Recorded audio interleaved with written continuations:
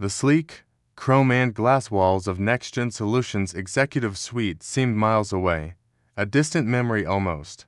Just hours ago, Alexander Alex Vance, the visionary CEO of this multi-billion-dollar tech empire, was orchestrating global strategies from a panoramic office overlooking the bustling city.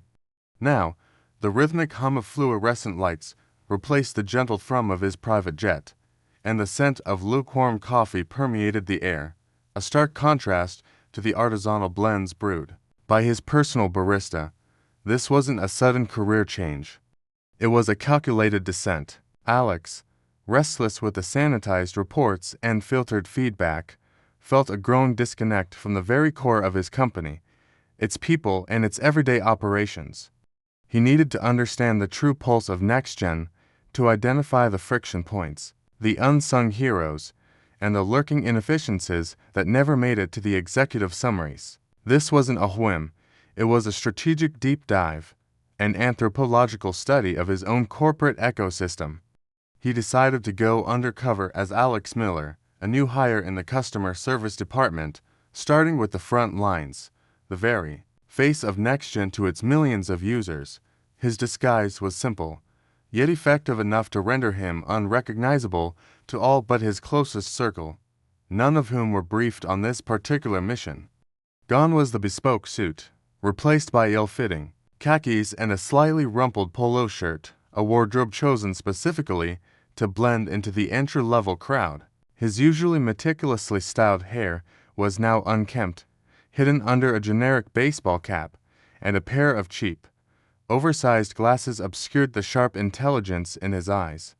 He carried a worn backpack instead of his sleek leather briefcase, and his expensive smartwatch was swapped for a cheap digital one. As Alex Miller, he was just another face in the sea of cubicles, clumsily navigating the labyrinth in customer service software, fumbling with headset connections, and struggling to remember the endless acronyms thrown around by his bewildered, yet surprisingly patient, teammates. He'd even managed to spill coffee on his shirt within the first hour, a baptism by stain that solidified his new, mundane reality. There was a humorous awkwardness to his attempts at basic tasks, like efficiently stapling documents or finding the correct form, which provided a subtle comedic relief, painting him as genuinely out of his element. The morning unfolded with a series of minor, easily resolvable customer queries. Alex, despite his initial clumsiness, quickly grasped the basics, his CEO-level problem-solving skills naturally adapting to the micro-level issues. He was actually starting to get a feel for the rhythm of the department, observing the genuine dedication of his new colleagues, when the tranquility shattered. The glass doors of the customer service lobby swung open with an almost theatrical flourish, admitting a woman who seemed to radiate an aura of self-importance and immediate displeasure. This was Brenda, mid-50s, with a meticulously styled, rigidly coiffed blonde bob and an expensive handbag clutched like a weapon. She marched directly to the nearest desk. Her eyes, narrowed with suspicion, scanned the room before landing on Alex. Her issue, it quickly became apparent, was trivial. A minor discrepancy on her bill, amounting to less than $5, coupled with a perceived rudeness from an automated phone system. What should have been a 2-minute fix became an escalating drama. This is absolutely unacceptable. Brenda's voice, surprisingly loud for the relatively quiet waiting area, cut through the office chatter. I've been on hold for 12 minutes, and your automated system was incredibly rude. Now, I see this charge here ... double quotes. She jabbed a perfectly manicured finger at a line item on a printout. This is an outrage. $5. Do you know who I am? Alex, still in his Alex Miller persona, approached her with a practiced, neutral customer service smile. Ma'am, I understand your frustration. Let me take a look at that for you. What's your account number? He tried to keep his tone calm, empathetic. Brenda, however, cut him off before he could even finish. Don't ma'am me, and don't tell me you understand. You're just an intern, aren't you? You wouldn't know customer service if it hit you in the face. Her eyes, sharp and dismissive, raked over his unkempt appearance. "I've dealt with your company for years, and this is the worst service I've ever received. I demand to speak to your manager. Now." Her tone was laced with an undeniable sense of entitlement, the kind that expected immediate subservience. Alex attempted to de-escalate. "I assure you, I can help you with this. It seems like a simple billing adjustment," but Brenda wasn't listening. "I don't want your help. I want someone competent. Someone who actually knows what they're doing. Get me your manager, or I'm taking this directly to corporate. You'll all be sorry." Her face was flushed, her voice rising to a shrill crescendo, attracting the attention of other customers and several of Alex's colleagues. She folded her arms, a picture of indignant fury, staring him down as if daring him to defy her. Alex maintained his placid intern expression, but a subtle, almost imperceptible smirk tugged at the corner of his lips. He simply nodded, making a mental note of her name, Brenda, and her extreme sense of entitlement. This wasn't just a disgruntled customer. This was a prime example of the kind of toxicity that could permeate a service-oriented business. He knew exactly who she was demanding to see, and the irony wasn't lost on him. He considered her threat to go to corporate with a quiet, inner amusement. The audience is left with Brenda's indignant glare, her arms still crossed, and Alex's composed, yet subtly knowing, look. How far will this Karen push it? And how long can the CEO keep his true identity under wraps as he prepares for the ultimate reveal? Brenda, it turned out, was not a woman easily appeased. Her initial theatrical outburst was merely the opening act. The very next morning, she was back, not just with her bill, but with a printout of a scathing one-star review she'd posted online, accusing NexGen of everything from deceptive practices to employing incompetent children. She slammed it onto the counter Alex was attending, her voice a grating crescendo that made the flimsy cubicle walls vibrate. "I told you I'd go to corporate. This company is a joke. And you," she spat, pointing a venomous finger at Alex, "you're part of the problem. I even called the complaint line last night, and they put me on hold for 20 minutes. 20. Is this how you treat loyal customers?" Alex, maintaining his perfectly blank Alex Miller persona, offered a polite, almost robotic apology, but inside, his CEO brain was whirring. Brenda's persistence, while infuriating, offered a unique opportunity to observe NexGen's customer service protocols under extreme duress. He noted the system's slow response times on hold, the slightly outdated interface the agents used, and the sheer volume of calls that came in all details that would never surface in a quarterly report. While Brenda continued her tirade, Alex's eyes scanned the open-plan office. He saw Maria, a young mother in the cubicle next to him, patiently guiding an elderly customer through a complex software update, her voice soft and reassuring despite the loud complaints echoing from Brenda. He watched David, a seasoned rep, to rows down, deftly handling 3 chat windows simultaneously, his fingers flying across the keyboard with practiced efficiency. These were the true gears of NexGen, the unsung heroes battling daily on the front lines. He observed a glaring inefficiency in the routing system, which often sent complex technical queries to general support, leading to frustrating transfers. He also noticed a team leader, Sarah, a woman with tired eyes but boundless patience, constantly walking the floor, offering quick advice, and even bringing small cups of coffee to her overwhelmed team members. This was excellent employee effort under pressure, a dedication that deserved not just recognition, but better tools and support. Throughout the day, Brenda seemed to morph into a hydra-headed monster, her complaints spawning new issues. She called back, demanding to speak to Alex's direct supervisor to report his insolence. She even tried to lodge a complaint about Maria, claiming Maria had looked at her funny when Brenda was pacing the waiting area. Alex had to bite his tongue as his actual employees, Sarah and others, patiently tried to explain company policy. To Brenda, only to be met with her trademark indignation. This Alex character clearly needs more training, she declared loudly to Sarah, unaware she was lambasting the man who signed Sarah's paychecks.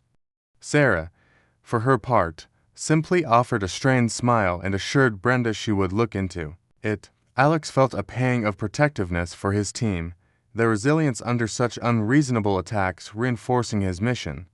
The tension in the air thickened each time Brenda's name appeared on the caller ID, or when her distinctive, aggressive stride was heard approaching the customer service desk. Her demands became increasingly outrageous. She emailed the general support inbox, demanding not just a full refund for her $5 charge, but also a lifetime of free NexGen services for her emotional distress, and a public apology from the CEO himself. She even hinted at taking her story to local news channels. During a brief break, a new intern, unaware of Alex's temporary newbie status, tried to give him advice. Just smile and nod. Man, the intern whispered, these Karens always get bored eventually. Don't let 'em get to you. Alex nodded, a slight chuckle catching in his throat, advice he'd usually be giving, not receiving. There were several near misses that almost blew his cover. During a casual chat by the water cooler, an old college friend who worked in the finance department, completely unrelated to customer service, walked by. Alex Vance, is that you? He'd asked, squinting. Alex had quickly coughed, feigning a sudden choking fit, and mumbled, no, wrong Alex, sorry, before turning away abruptly. Another time, while observing the archaic ticketing system, he'd almost instinctively reached for his executive access card to fix a glitch, before remembering his Alex Miller identity.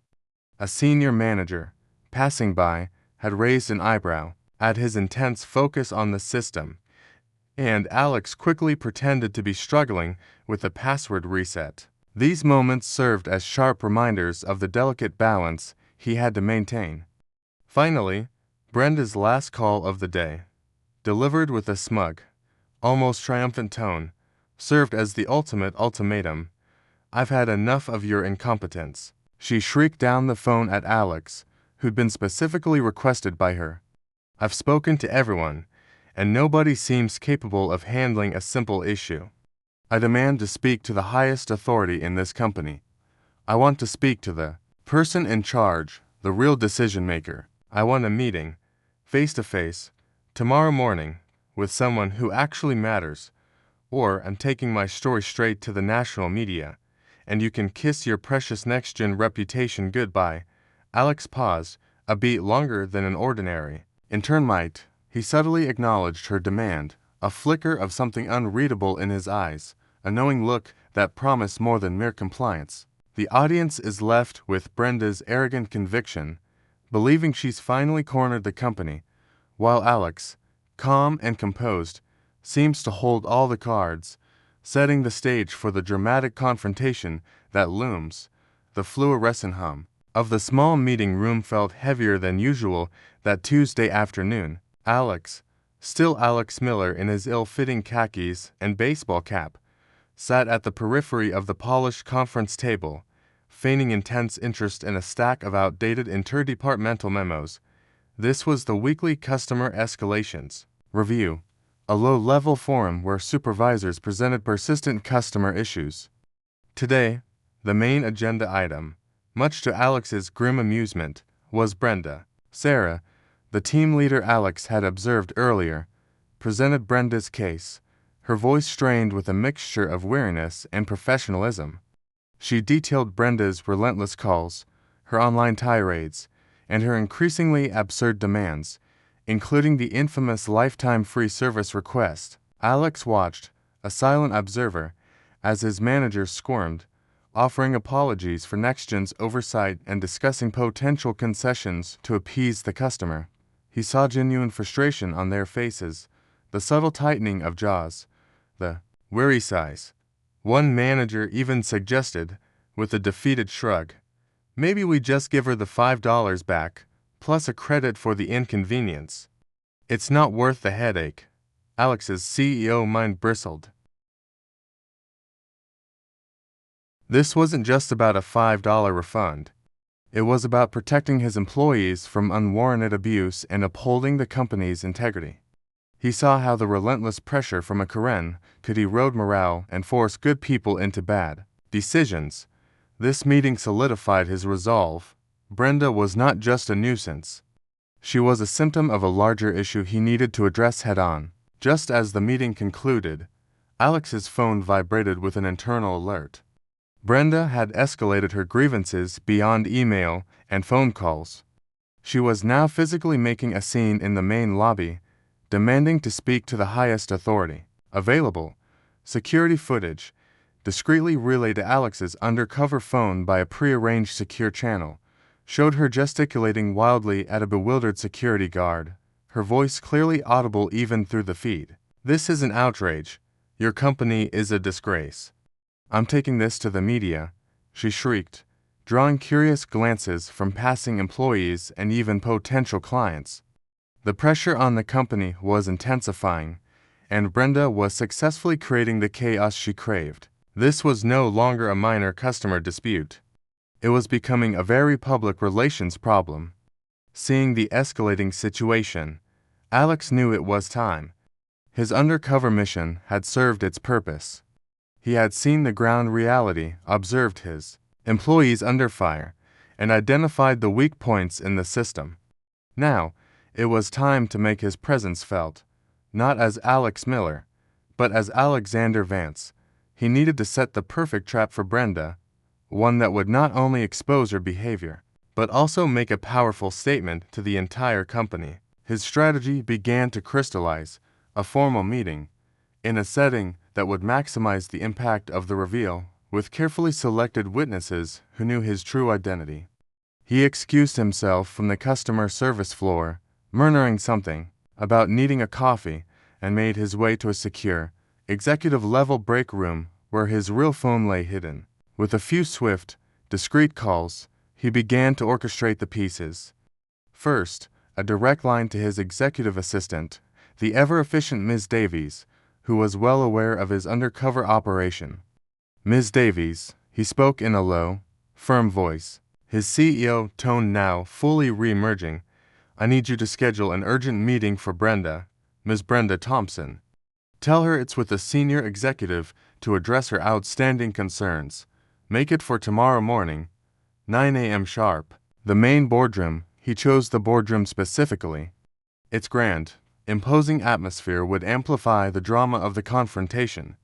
It was a space designed for power, perfect for stripping away Brenda's misplaced sense of authority. He also instructed Ms. Davies to ensure that the heads of legal, HR, and public relations were subtly invited to observe from behind the one-way glass wall that overlooked the boardroom, ensuring they would witness the entire spectacle without being directly visible. This would provide not only legal and HR backing, but also a clear understanding for the PR team on how to handle any fallout. The stage was meticulously set. The long, polished mahogany table in the boardroom gleamed under the soft glow of recessed lights. High-backed leather chairs were perfectly aligned. A pitcher of water and a single glass were placed at the head of the table, where Alex would sit, unveiled. A subtle glance at the discreet security camera in the corner of the room, a brief, almost imperceptible nod from Alex towards it, confirmed that everything was being recorded. He wanted a record of this, not for vindictiveness, but for accountability and internal training. His trusted chief operating officer, Daniel Thorne, who had been briefed on the undercover operation, walked past Alex in the hallway just before closing. Alex caught Daniel's eye, a quick, almost imperceptible wink passing between them, acknowledging the imminent showdown. Daniel gave a tight, knowing smile, a silent confirmation that all was ready. The next morning arrived with a palpable sense of anticipation. Brenda, impeccably dressed and brimming with a misplaced sense of triumph, strode confidently through NexGen's lobby, guided by a polite but unsmiling security guard. She believed she had finally forced the hand of the elusive corporate. She imagined herself laying down her demands, watching a high-ranking executive squirm under her righteous indignation. The security guard ushered her into the grand boardroom. She entered, her gaze sweeping across the impressive space, a slight smirk playing on her lips. She saw the long table, the single glass of water at the head, waiting. She did not, however, immediately see anyone sitting there. As she took a seat, straightening her blouse, the camera subtly panned. The final shot is Alex, still in his understated Alex Miller attire, but now sitting squarely at the head of the boardroom table, a picture of calm authority. His baseball cap was gone, his features subtly sharper in the professional lighting. His hands were clasped loosely before him, his gaze steady and unwavering as Brenda settled in, completely unaware of the trap she had confidently walked into. The audience is left with the silent tension of the impending reveal, the Karen oblivious, and the CEO composed, ready to drop the bomb. Brenda, with a self-satisfied smirk playing on her lips, settled into the plush leather chair opposite, the head of the boardroom table. Her eyes, still narrowed in an almost permanent squint of dissatisfaction, scanned the room, briefly brushing over the figure seated at the table's head. To her, it was just another low-level manager, probably too intimidated to make eye contact. She smoothed down her blouse and began, her voice already taking on a shrill edge that seemed to pierce the boardroom's polished silence. Finally, someone with some authority, do you know how long I've been trying to get this sorted? Your pathetic customer service department, especially that incompetent young man, Alex, has completely wasted my time. She launched into a blistering tirade, a familiar litany of exaggerated grievances and outright fabrications. Her $5 billing error morphed into a systematic theft. The brief hold times became hours of torture, and the polite responses from the customer service reps were twisted into gross insubordination and disrespect. She leaned forward, her voice dripping with venom, and that Alex Miller? Rude, unhelpful, utterly clueless. He should be fired immediately. What kind of training do you even provide?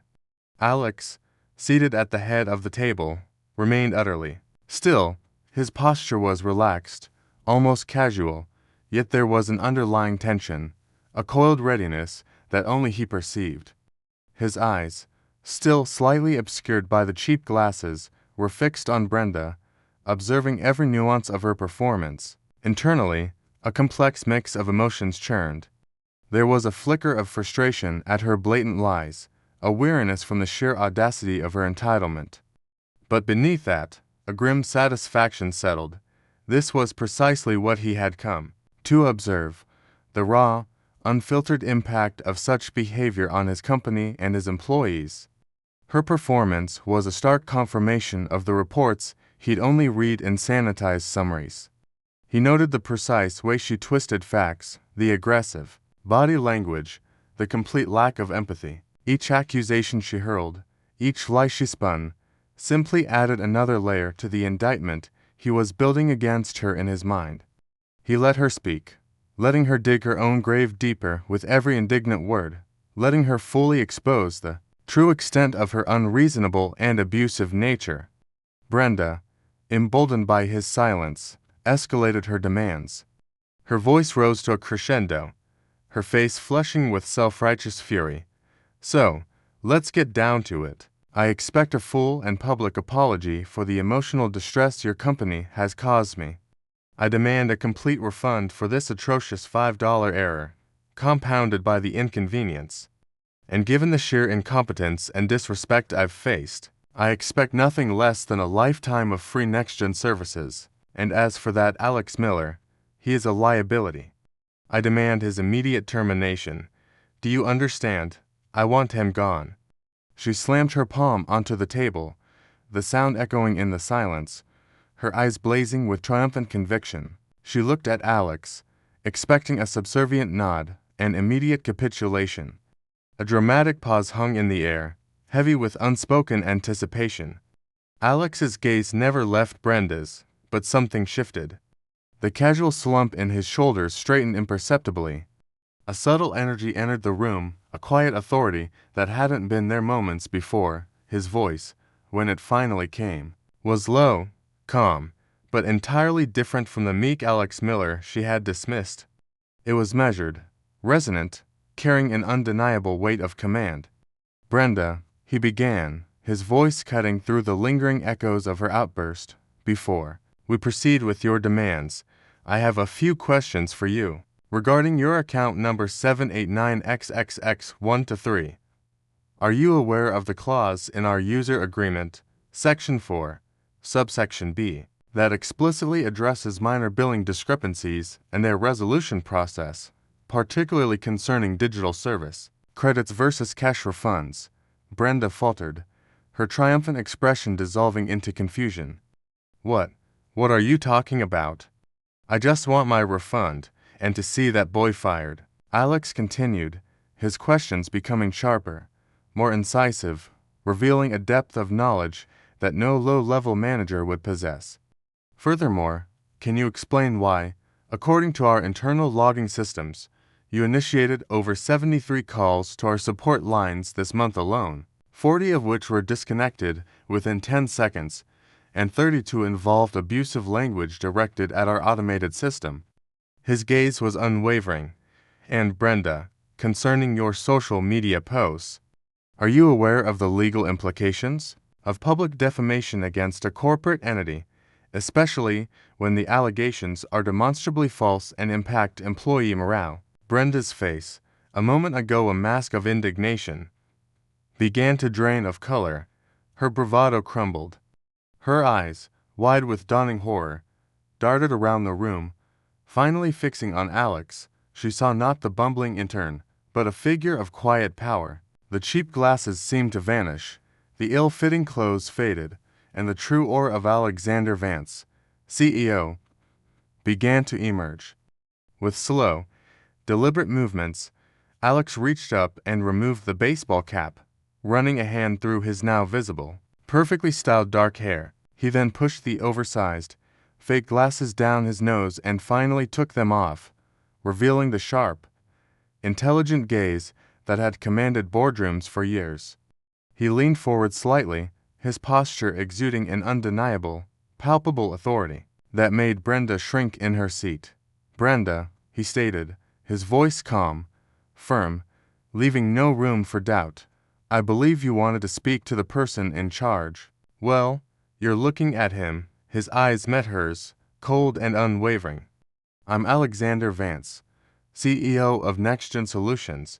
The silence that followed was deafening, punctuated only by Brenda's sharp, strangled gasp. Her jaw went slack. Her eyes, previously burning with anger, now held a terrifying mix of shock, disbelief, and utter, complete mortification. The color leached from her face, leaving her ashen. She stammered, her meticulously coiffed hair suddenly seeming disheveled.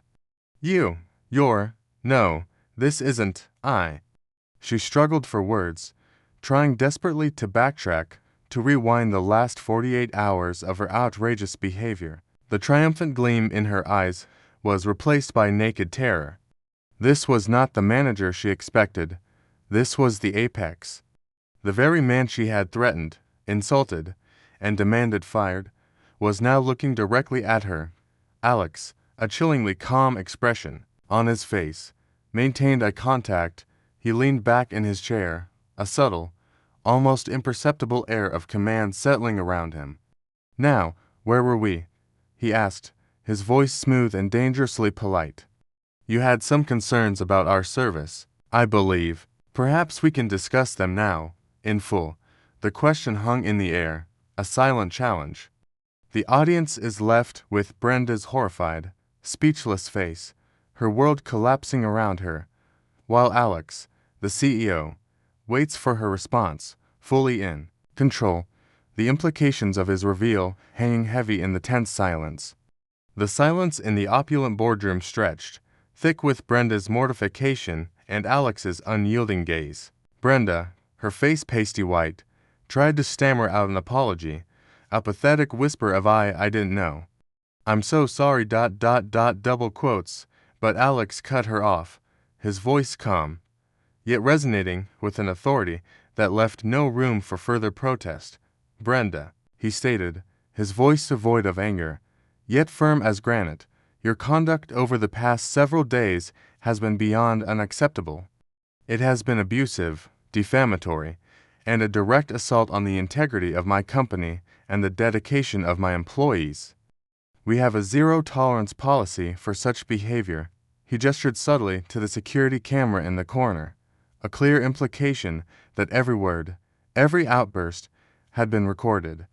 Given the severity and public nature of your actions, Brenda, your NexGen account, and any associated services, are hereby permanently suspended. Furthermore, you are officially banned from all NexGen premises and services, effective immediately.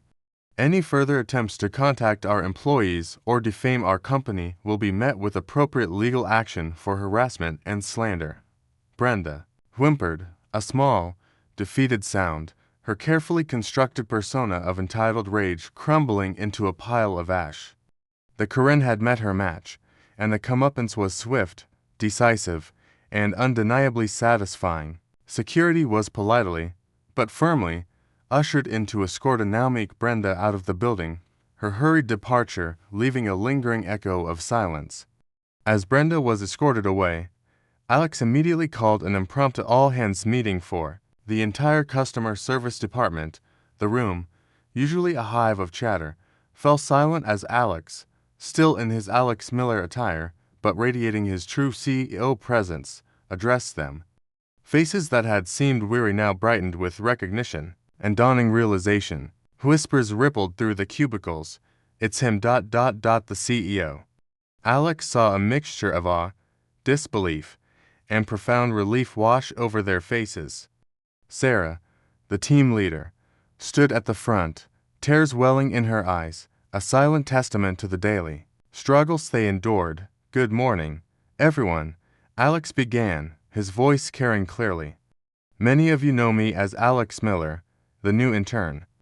But as some of you are now realizing, I am Alexander Vance, CEO of NexGen Solutions." A collective gasp, followed by a murmur of excited chatter, filled the room. "My time here, on the front lines with all of you, has been incredibly eye-opening. I've witnessed firsthand your dedication, your patience, and your unwavering commitment to our customers, even in the face of truly challenging situations." He paused, his gaze sweeping over Maria, David, and others he'd silently observed. "You deal with incredible pressure every day, and you do so with professionalism and grace. I saw how diligently you work, how much you care, and also the challenges you face with our existing systems." A wave of silent nods and understanding murmurs confirmed their shared experiences. He continued, his voice firm with resolve. "For too long, the view from the top has been too distant. That changes today." A tangible sense of admiration for Alex filled the room, a CEO who wasn't afraid to get his hands dirty to truly understand their struggles. Based on his undercover observations, Alex wasted no time in implementing significant company improvements. Within weeks, a new, far more intuitive customer service software interface was rolled out, drastically reducing call times and improving agent efficiency. The archaic ticketing system was completely overhauled, with AI-driven routing ensuring calls reached the right department immediately, alleviating frustration for both customers and employees. He established a dedicated premium customer relations team to handle high-level escalations, freeing up the general customer service reps from the burden of unreasonable demands. Perhaps most importantly, he launched a new employee well-being initiative, including mandatory stress management workshops, increased break times, and a robust internal feedback system that allowed employees to voice concerns directly and anonymously, ensuring their voices were heard at the highest levels. He personally visited the department weekly, not as Alex Miller, but as Alexander Vance, holding informal Q&A sessions and listening to their ongoing feedback. He also instituted a new employee recognition program, publicly highlighting and rewarding individuals like Maria and David for their exemplary service, a stark contrast to Brenda's undeserved negativity. This proactive approach instilled a new sense of purpose and pride within the department, transforming it from a pressure cooker into a thriving, respected division. Alex often reflected on his undercover experience, the coffee stains and the frustrating software glitches a constant, humorous reminder of his time on the front lines. It was the most invaluable lesson in leadership he had ever received. He realized that true understanding came not from reports and presentations, but from lived experience. He learned that the greatest assets of NexGen were not its algorithms, or its market cap, but the dedication, resilience, and often unseen struggles of its employees. It fundamentally changed his perspective on how to lead. He became a more empathetic, hands-on CEO, ensuring that policy decisions were always grounded in the reality of those who would execute them. The incident with Brenda, though unpleasant, served as a powerful catalyst, demonstrating the vital importance of staying connected to the grassroots level of his company. It was a brutal, but necessary awakening to the true challenges faced by his team. In the future, Brenda was occasionally spotted in other retail establishments, her once commanding demeanor noticeably subdued. The ghost of her encounter with CEO Alexander Vance seemed to haunt her, forcing her into a more cautious, albeit still slightly irritable, existence. NexGen Solutions, meanwhile, thrived. The improvements implemented after Alex's undercover mission led to a significant boost in customer satisfaction, a marked decrease in employee turnover in the customer service department, and an overall enhancement of the company's public image. The story of the CEO, who went undercover and exposed a Karen, became an almost legendary tale within the company, a reminder of Alex's commitment and a testament to the idea that true power comes with responsibility and genuine understanding. The company, under Alex's now deeply informed leadership, continued to innovate, but always with a newfound respect for the human element at its core. This satisfying conclusion ensures the audience feels a profound sense of justice served and recognizes that the CEO's bold and unconventional efforts were not only worthwhile, but transformative, reinforcing the timeless message that respect, humility, and understanding are paramount, regardless of one's position or power.